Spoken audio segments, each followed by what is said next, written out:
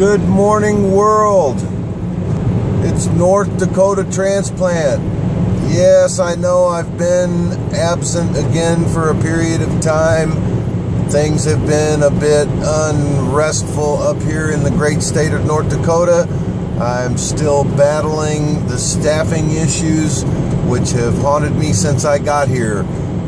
They are beginning to fall into place with a stumble and a bumble here and there, but I am still determined to solve those issues. I wanted to jump on this morning. It's a beautiful Monday morning. It is September the 8th. It's about 9:40 a.m. I'm gonna guess and say that I'm about probably maybe 45 miles southeast of Minot, headed west on Highway 52 to Highway 2, where I cut over to Williston from there. Yes, the Bakken oil boom town of Williston. I wanted to take some time this morning to go over some things. I've had a number of questions from folks regarding the situation with the oil boom. It still amazes me the number of people who don't know anything about the fact that they've discovered oil in North Dakota. I guess in the big, huge picture, it's probably pretty insignificant. However, when you're up here in the middle of it, it is a whole nother ball of wax. But anyway, just wanted to go over just a little bit of information about the oil boom, oil booms in general, oil in general, and then as it relates to what's going on up here in the Bakken Basin around the Williston, North Dakota area. Well, first of all, for anyone who's not aware of it, oil, the discovery and refinery of oil started in the mid-1800s. Up until that discovery, paraffin wax and whale oil were about the only sources of fuel that were available. Of course, the discovery of petroleum and the refinery of it into all the different products paved the way for practically every type of fuel-powered engine that we know up to this date. Oil booms in general, folks, tend to be real transitionary. They tend to start up and fire up and then tend to, at some point in time, drizzle down and puddle out. This one up here in the Bakken right now, the estimates still shoot anywhere in the, I don't know, 20 to 30 year range, just based on the amount of oil that they know they can get to at this point in time. But the first real boom in this area up here happened back in the 1950s. It was a fairly significant boom, you know, a little bit of increase in the infrastructure and the population base, but it also went away fairly quickly as well. And then the next really major boom took place in the 1980s. This one created a very large amount of population increase and infrastructure increase, but again, it didn't last as long as everybody anticipated. So there were a number of investors that really lost their shirts. They built all of these businesses and dwellings based on the population, and of course when the boom fizzled out, the population went away, and unfortunately so did much of the infrastructure. The place was really in pretty desolate condition as far as business and population goes when this current boom hit. I mean, there were a number of banks that were in the position to be near closing. There weren't a lot of retail businesses in successful operation, so it had begun to really be just a real small town in northwest North Dakota. But then this boom hit, and boy has it hit. I guess two of the most significant facts that I could mention just real quickly here. The population has been growing since 2.5% per year up here in North Dakota since the boom around 2010. The major explosion of the boom started in around 2010, actually around 2006, but the real explosion of growth in the 2010 range. In 2012, North Dakota's economy grew by 13.2%. That's 6 times the national average, folks.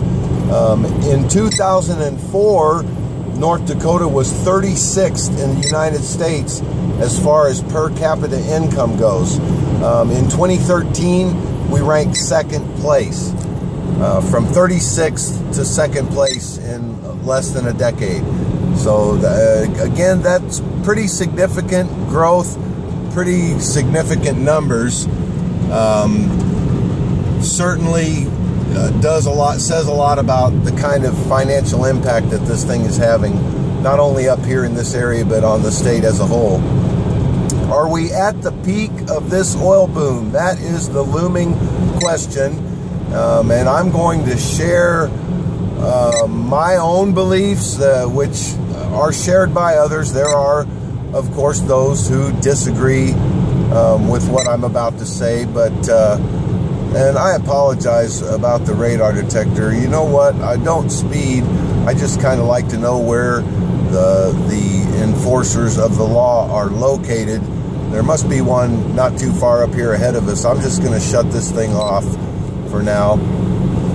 It's kind of annoying. Anyway, at this point in time, there are some companies that are already making statements along the lines of it will actually cost them more right now to develop a brand new well than they can profit from doing so. It takes about a price of about $60 a barrel for an oil company to be profitable in any sense of the word. But with the cost of labor and the cost of housing and all of the things that go into developing a new well, we're right at almost at the break-even point, which nobody's really wanting to jump into that kind of a circumstance.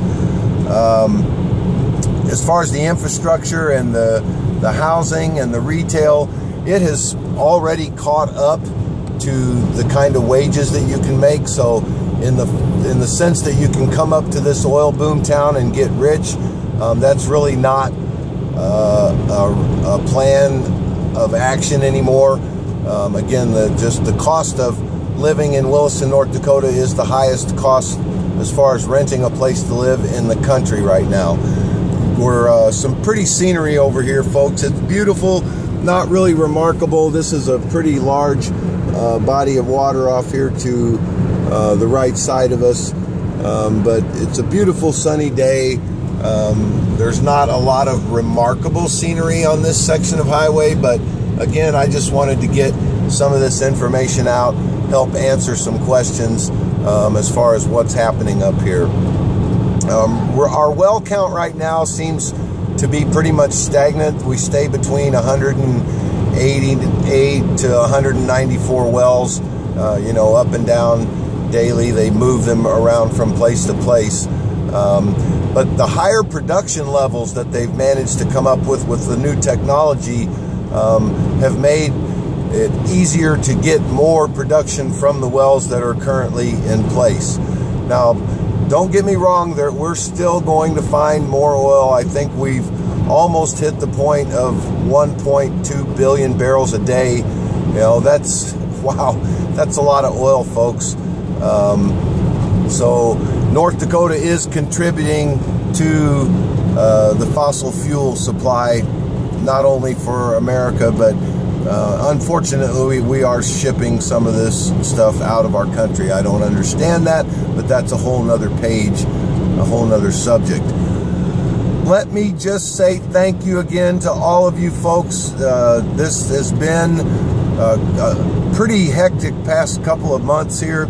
Hopefully things are going to start settling down. I've got some staff coming on board this week. I've got some folks in background. So again, the constant struggle to keep staffed up here is the biggest challenge any retail business can face.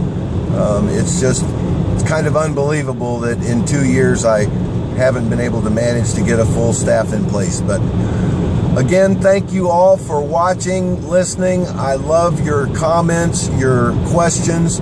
If you do have a specific question or there's something specific you'd like to see between Williston and Fargo, North Dakota, shoot me an email through the system.